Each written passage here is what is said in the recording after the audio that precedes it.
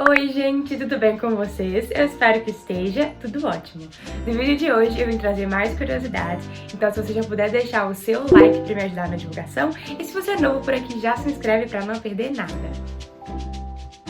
El video de hoje é sobre México.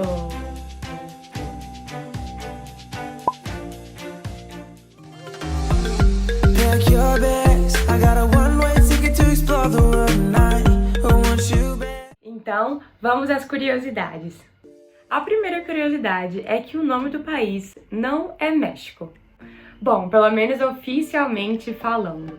De acordo com a Constituição, o real nome do país é Estados Unidos Mexicanos. Mas todo mundo chama de México mesmo.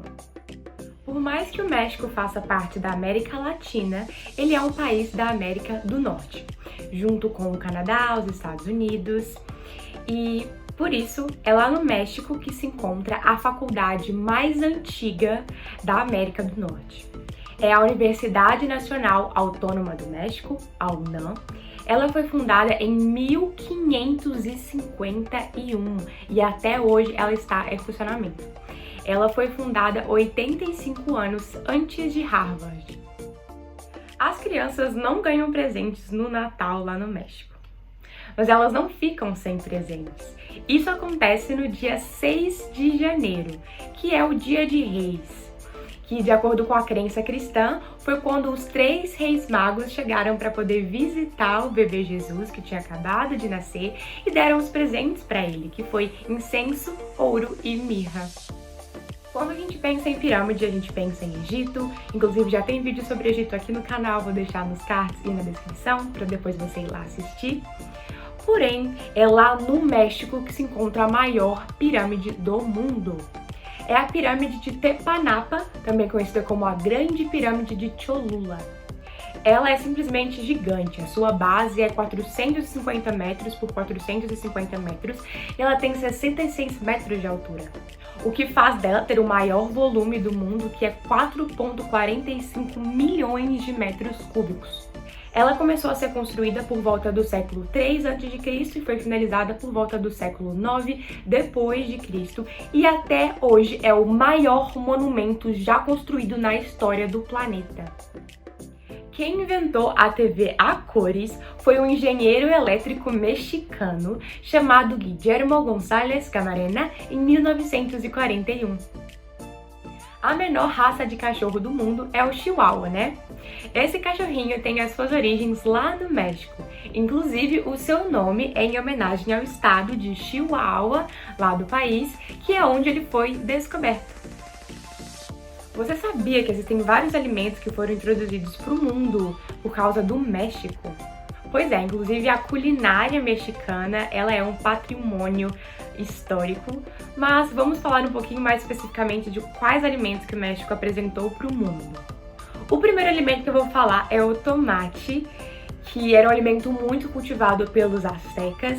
Inclusive o nome dessa fruta, sim, é fruta, veio derivado do idioma deles, que é o Nahuatl, que nessa língua a fruta chamava tomatl. E aí os espanhóis pegaram e fizeram a palavra tomate, que se popularizou para praticamente todos os idiomas. No século XVI, essa fruta foi levada pelos espanhóis para a Europa e lá ela se popularizou de uma maneira gigante, tanto que os italianos pegaram para poder colocar na pizza um pouco depois que ela foi inventada. E aí o tomate explodiu, né? Virou ketchup, virou tanta coisa que tá sempre aí no nosso dia a dia. O abacate também foi descoberto lá, cerca de 10 mil anos atrás, na região de Puebla. Assim como o milho, há mais ou menos 9 mil anos atrás, na região de Tehuacán. Além disso, é originário dessa região o feijão, a abóbora, a batata doce e o cacau. Inclusive é muito debatido onde que o chocolate foi inventado. Algumas pessoas dizem que foi na Guatemala, algumas pessoas dizem que foi no México, mas definitivamente eu acho que foi o México que popularizou. Quando os espanhóis chegaram lá, inclusive, eles ofereceram uma espécie de chocolate quente, que era uma espécie de suco de cacau, e era muito, muito amargo. Os espanhóis odiaram, eles acharam muito ruim, tinha um gosto muito forte. forte, né, amargo, mas de qualquer forma eles levaram o cacau pra Europa e lá eles começaram a adicionar açúcar e mel, e aí sim o chocolate ganhou esse gostinho mais doce e hoje em dia quase ninguém vive sem, né? No último fato, eu mencionei os astecas, que era o povo que estava lá quando os europeus chegaram para poder colonizar. Porém, essa palavra, obviamente, ela foi inventada, esse termo foi criado pelos europeus, porque os próprios astecas não se chamavam assim. A palavra asteca vem da cidade de Aztlán, que era onde os astecas moravam um pouco antes dos europeus chegarem. Então eles pensaram, se eles moravam em Aztlán, eles são os astecas. Mas na verdade, eles se chamavam de povo mexica. E é aí que você pode imaginar que vem o nome do país.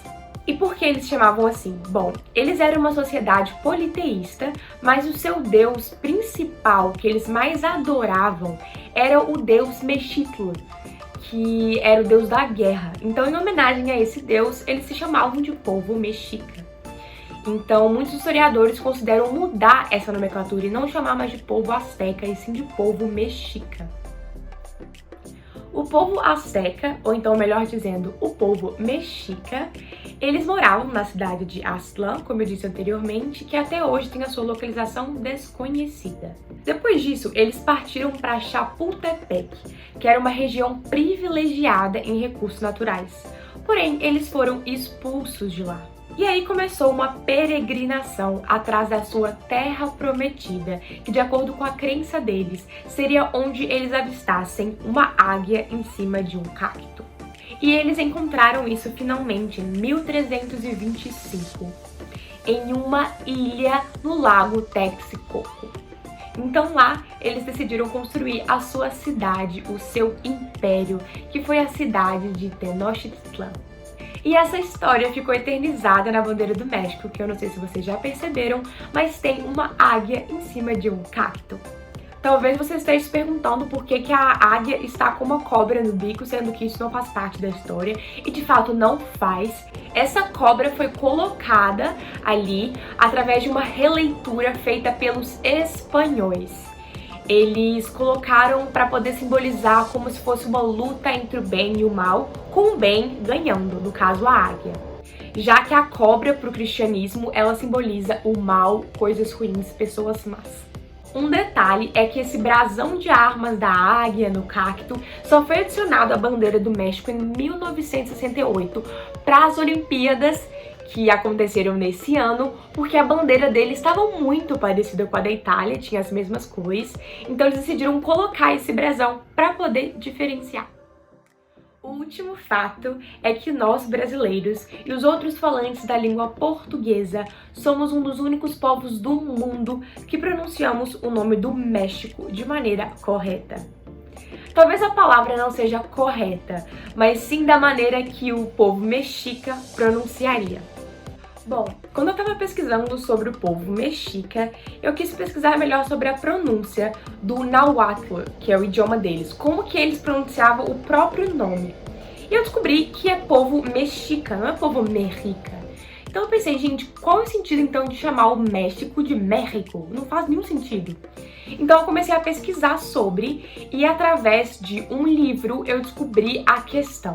A explicação para isso é um pouco complexa, eu vou tentar resumir aqui para vocês, mas eu vou deixar o nome do livro, do autor direitinho na descrição, caso vocês tenham interesse de entender mais essa questão do espanhol.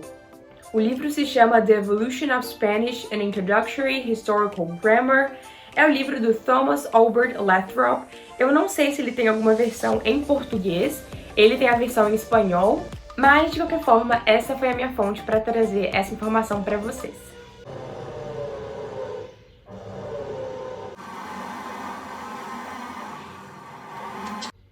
Acabaste? Pegando pesado aí, ó. Posso ir?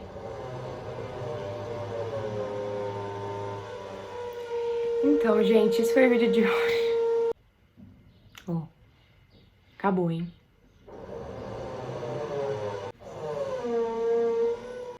O abençoadinho não para. O espanhol moderno, ele foi uma evolução do espanhol medieval, que foi uma evolução do latim vulgar. E o que acontece nessa evolução? Bom, gente, alguns sons, eles deixam de existir, simplesmente caem no desuso, e outros sons começam a surgir e ficarem mais frequentes. No espanhol medieval, por exemplo, era muito comum o som de sh, que é o som do nosso X, ou então de um CH, SH. Vou dar exemplos para vocês. Por exemplo, o rabão, que é o sabão deles, antigamente falava chabão, jugo era chugo, barro era baixo, rojo era roxo. A gente até vê algumas similaridades aí com o português ainda mais forte, né? Outra palavra, lejos era lechos. Então, quando começou essa transição do espanhol medieval para o moderno, esse som de sh, ele foi caindo em desuso e foi substituído por esse som mais parecendo um R para dentro, né, como rabon, essas coisas do tipo. E o que acontece foi, o México foi descoberto exatamente nessa época que estava acontecendo a transição do espanhol medieval para o espanhol moderno. E aí, quando eles chegaram lá no México, perguntaram pro povo mexica como que chama aqui a cidade-estado de vocês. E eles responderam que chamava México Tenochtitlan. E aí, quando os espanhóis foram escrever aquilo em espanhol, né, porque eles não falavam nahuatl, o nahuatl não tinha um sistema de escrita, pra se dizer assim, então eles escreveram lá México com X. Mas com o passar dos anos, quando eles voltaram pra Espanha, lá tava todo mundo já nesse espanhol mais moderno e ninguém mais pronunciava esse som. Então, quando eles começaram a ler o México, mesmo estando com X, eles começaram a ler como México. E assim ficou. Tanto lá quanto na própria Espanha, as pessoas falam México. Porém, de acordo com o nahuatl, de acordo com o povo mexica, a pronúncia é México. E a gente não vê isso. Quase nenhum país do mundo pronuncia da maneira correta, né? Como eu falei, os próprios mexicanos e os outros falantes de espanhol falam México. Lá na Itália, eles falam México. Em outros países, eles têm um som de x, tipo um CS, por exemplo, em inglês, Mexico, em alemão, México. Em francês, Mexique. Em russo é Miexica. Então, realmente, o português é uma das pouquíssimas línguas que fala México direitinho, do jeito que deveria ser. Uma curiosidade aí pra vocês. Então, gente, esse foi o vídeo de hoje. Eu espero de coração que vocês tenham gostado desse país lindo que é o México. Eu tô com essa camisa, ó, maravilhosa aqui. Não esquece, por favor, de deixar o seu like, que é muito importante pra mim, pra divulgação. Também, por favor, se puder deixar um comentário, eu fico muito feliz com os comentários. Eu adoro ler, eu adoro responder. Se você é novo por aqui, já se inscreve no canal pra não perder nada e ativa o sininho pra você não perder as notificações. Não esquece de me seguir nas redes sociais pra gente ficar mais conectado. E agora aproveite pra assistir outros vídeos do canal. Muito obrigada por estar comigo mais um dia. Tamo junto e é nóis!